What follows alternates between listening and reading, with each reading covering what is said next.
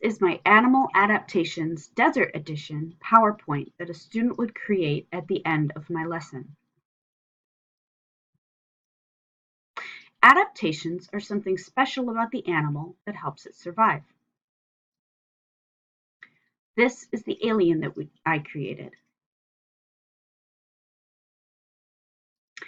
The claws of the alien help dig a burrow to keep it cool during the day.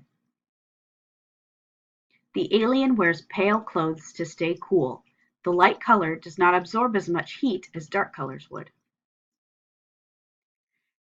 Under the cactus, there's shade, so if the alien decides to leave its home during the day, it can stay cool.